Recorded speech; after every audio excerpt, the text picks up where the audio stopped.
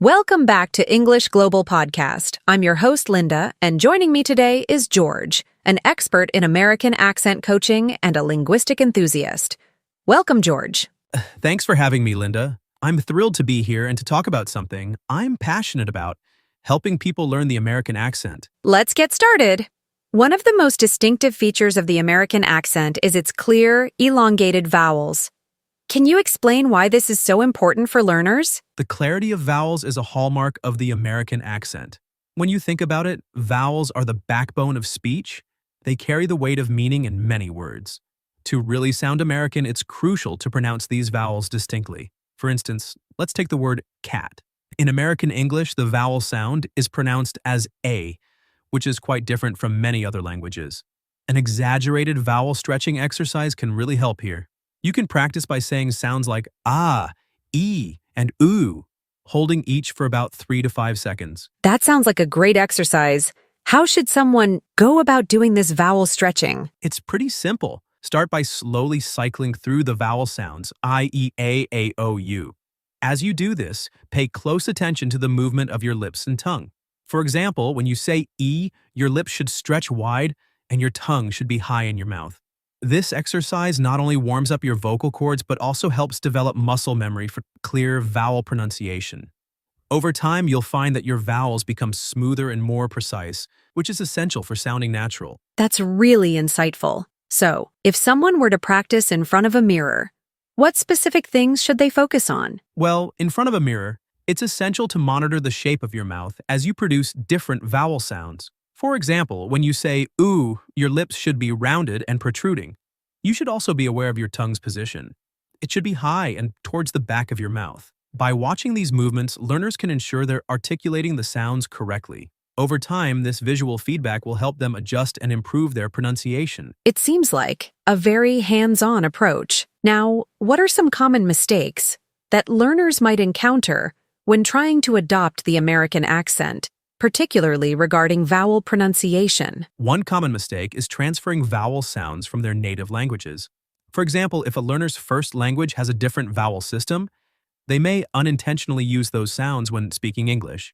This can lead to misunderstandings or an accent that doesn't quite sound American. Another issue is the reduction of vowel sounds in unstressed syllables. In American English, unstressed vowels frequently become a schwa sound, represented by I. Many learners don't realize this and might overpronounce every vowel, which can sound unnatural. That's really helpful to know.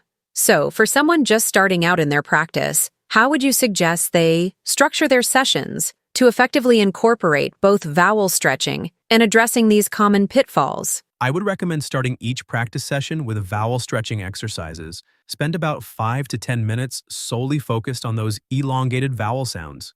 This helps to warm up your voice and establish that muscle memory. After that, I'd suggest incorporating listening practice. Find a short audio clip of a native speaker, be it a podcast, a movie scene, or a YouTube video, and listen carefully to how they pronounce their vowels. Try to mimic their pronunciation, paying special attention to the nuances. Then move on to reading aloud. Choose a passage you enjoy and focus on the stressed and unstressed vowel sounds. Use the mirror to monitor your mouth movements as you read. Fantastic. One effective technique you often mention is the use of minimal pairs. Can you explain what minimal pairs are and how they can help someone learn the American accent? Of course, minimal pairs are pairs of words that differ by only one sound, such as bat versus pat or sip versus zip. These pairs are incredibly useful for fine-tuning your ability to distinguish and reproduce similar sounds in American English. By practicing with minimal pairs, learners can sharpen their listening and pronunciation skills. For example, if you're struggling to differentiate between the B, high, and P sounds in bat and pat, practicing these minimal pairs can help you hear and produce the difference more clearly. So, how should someone go about practicing these minimal pairs effectively? Oh yes, Linda. To practice, you should say the words in pairs aloud, alternating between them. For instance, say bat and then pat, focusing on pronouncing each sound clearly without blending them together. Take your time with each pair. Repeat them until you feel confident in your pronunciation. It's crucial to really isolate the sounds. You might even try emphasizing the differing sounds, like saying batty and pat to highlight the contrast. I love that idea. Are there specific pairs that you recommend starting with For beginners? Here are a few pairs that are great for beginners. Bit versus beat, sip versus zip, cat versus a cut, fan versus van. These pairs target common sound contrasts in American English and are simple enough to start with. Now, beyond just saying the words, how can learners incorporate listening skills into their practice with minimal pairs? Excellent point. Listening is just as crucial as speaking. After practicing the pairs, try to find audio clips, like podcasts or videos, where native speakers use words from those pairs. For instance, listen for sentences that include fan and van. Pay attention to how the speakers pronounce each word. You'll start to notice the subtle differences in their sounds, then repeat those words out loud, mimicking the pronunciation you hear. This will enhance your ability to both distinguish and produce the sounds accurately. It sounds like a comprehensive approach. What are some common pitfalls learners might encounter when practicing minimal pairs? One common pitfall is blending the sounds together. For example, when practicing sip and zip, learners might unintentionally merge the two sounds, making it hard to distinguish between them. It's important to consciously focus on producing each sound distinctly. Another issue is becoming too focused on perfection. It's crucial to remember that everyone makes mistakes during the learning process. The goal is to improve gradually, so don't be discouraged if you don't get it right away. That's really helpful advice. How long should someone practice minimal pairs? And how often should they incorporate this into their overall accent practice routine? I recommend practicing minimal pairs for about 10 to 15 minutes during each practice session. You can incorporate them into your routine a few times a week. Consistency is key. You might also consider integrating minimal pairs into other exercises like reading aloud or conversation practice. For example, if you're doing a reading exercise, try to include some of the pairs within the text you're reading. This will help reinforce the sounds in different contexts. Tips for our listeners who are eager to improve their American accent through minimal pairs? One key tip is to be patient with yourself. Mastering pronunciation takes time and practice. Make sure to celebrate small victories along the way, whether it's feeling more confident with a particular sound or noticing that people are understanding you better. Also, try to make your practice fun. Incorporate music or games that use minimal pairs, or find a language partner to practice with. Engaging with the material in enjoyable ways can make a significant difference in your progress. Fantastic. One of the essential aspects of American English pronunciation is understanding the difference between voiced and voiceless sounds. Can you explain what that means? In American English, sounds can be categorized as either voiced or voiceless. Voiced sounds are produced when your vocal cords vibrate, while voiceless sounds are made without that vibration. For example, take the pair B and P bat is voiced, while pat is voiceless. The difference is subtle but crucial for clear pronunciation. That's a great explanation. How can learners practice distinguishing between these voiced and voiceless sounds effectively? One effective technique is the tap test. Here's how it works.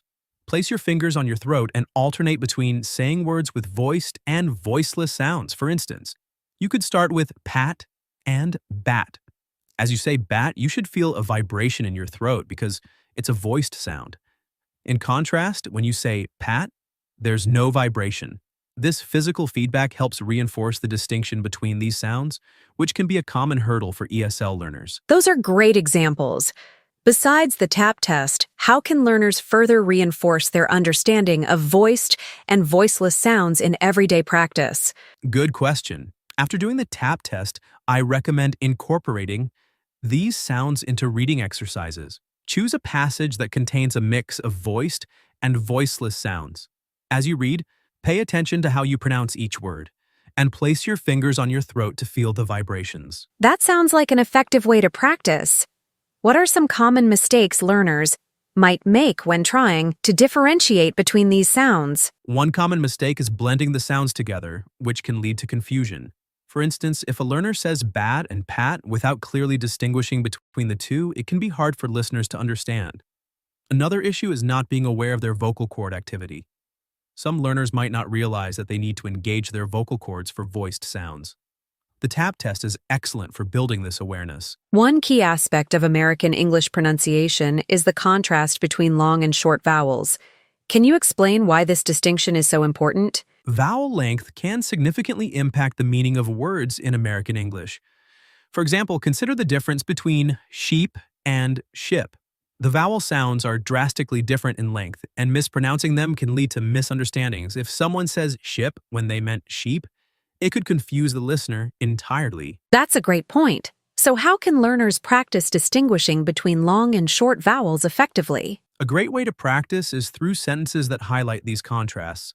For instance, you can say the sheep sleep versus the ship sinks. In the first sentence, you want to elongate the vowel sounds in sheep and sleep, while keeping the vowel sounds in ship and sinks brief. Start by saying these sentences slowly to really focus on the vowel lengths, and then gradually increase your speed to sound more natural. I love that technique.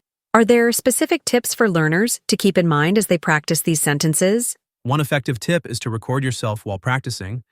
Listening back can be incredibly insightful. Ask yourself, are the long vowels distinct enough? Are the short vowels brief enough? This self-assessment helps you catch any discrepancies in your pronunciation. Also, pay attention to how the vowel sound changes the meaning of the word. For example, saying bit and beat can create confusion if the vowel length isn't clear. That's really practical advice. How often should learners practice these vowel contrasts to see improvement? I recommend incorporating vowel contrast practice into your daily routine. Spending about 10 to 15 minutes each day focusing on these contrasts can make a big difference over time. You can add contrasting word pairs to your everyday conversations, which helps make this skill second nature. That's a great approach. Are there other exercises or word pairs you suggest for practicing long and short vowels? Yes, definitely. Here are a few contrasting pairs you can use. Feel versus durch antvil, pool versus der kader pull, coat versus als caught, maid versus de hairs mad. You can also create sentences using these pairs, such as the pool is full versus the pull is full. This will help reinforce the differences in vowel length and improve your overall speech rhythm and flow. Those pairs are really helpful.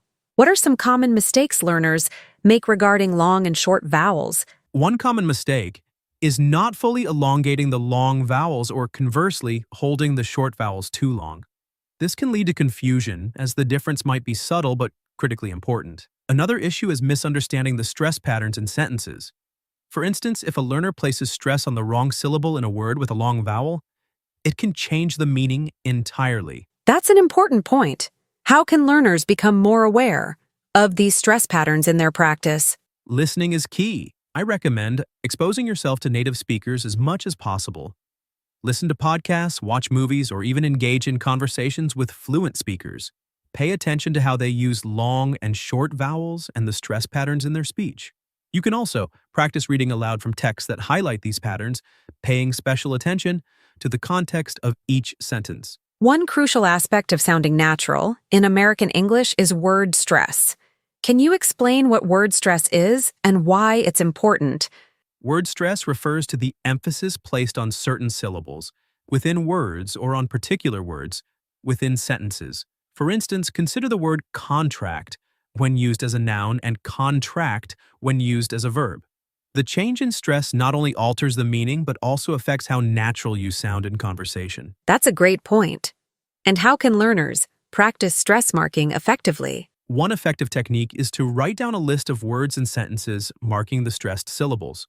For example, in the sentence, I can't believe it, the emphasis is on can't. Start by practicing these sentences, exaggerating the stressed syllables until it feels more natural. This exercise helps create a rhythm and flow in your speech, making it sound more authentic. Well, are there specific sentences you would recommend for practicing stress marking? Definitely. Here are a few sentences you can practice with. The present was a lovely surprise. I don't think I'll make it on time. She's going to the movie tonight. As you say each sentence, focus on placing emphasis on the stressed words. This will help you internalize the rhythm of American English. Those sentences are great for practice.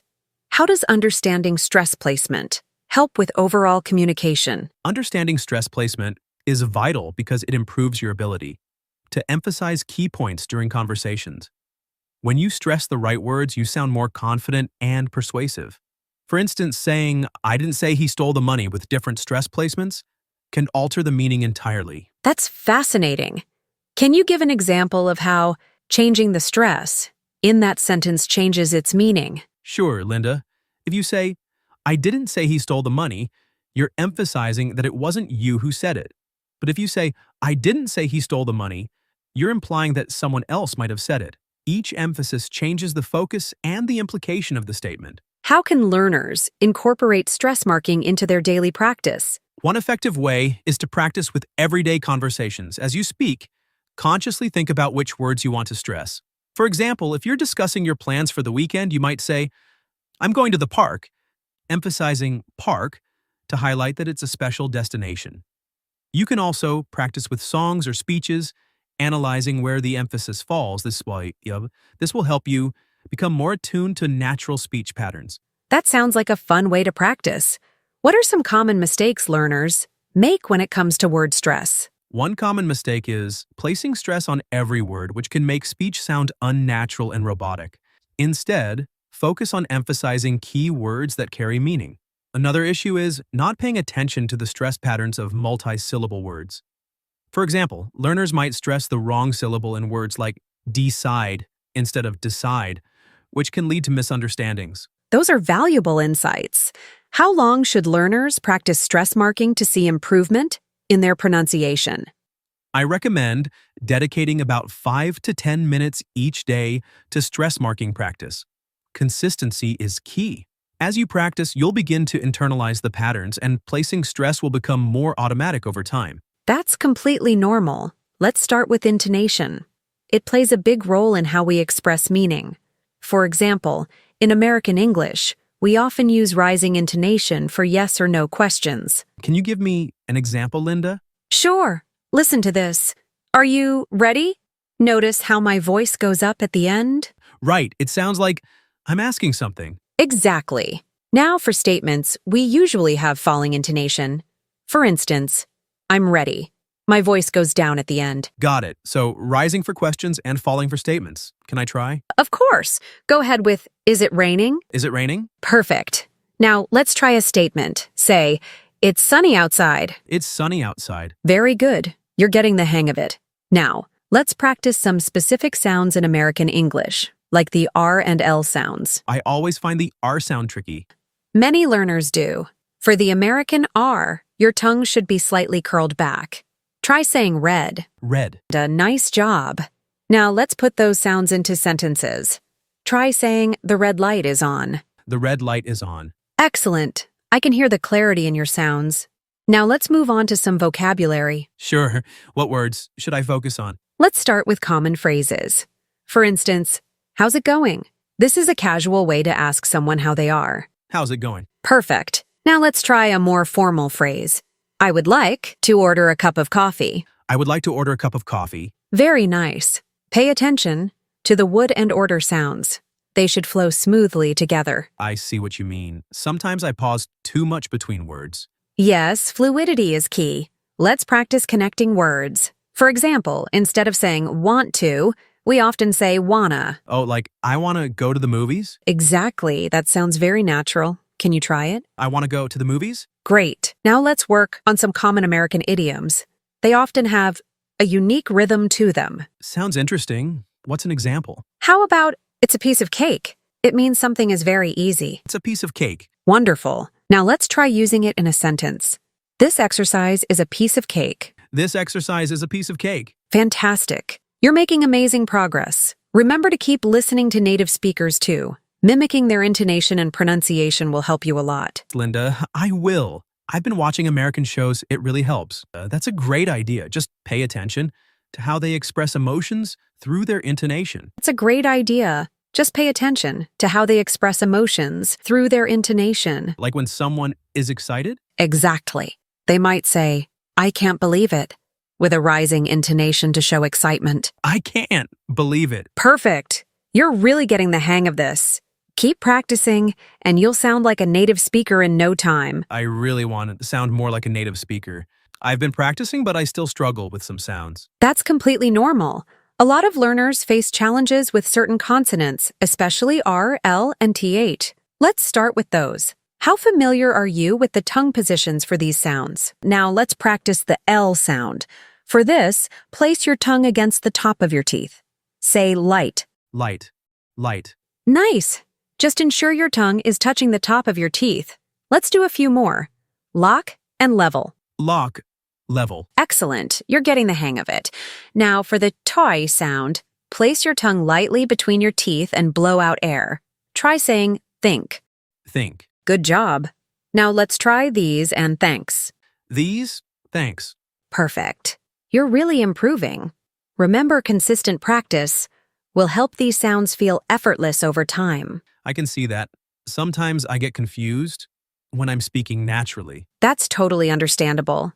It helps to focus on intonation as well.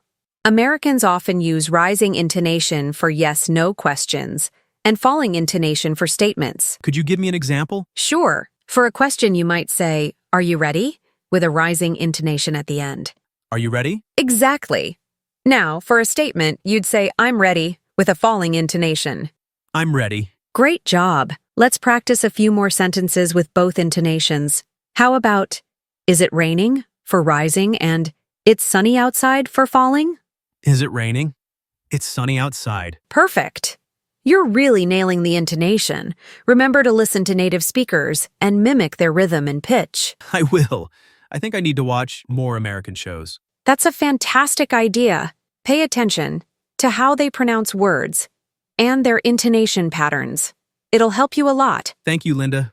I feel more confident already. I really appreciate your guidance. That concludes our episode of English Global Podcast. Join us next time as we continue to explore the wonderful world of languages and accents. Until then, don't forget to subscribe and like. Have a great time.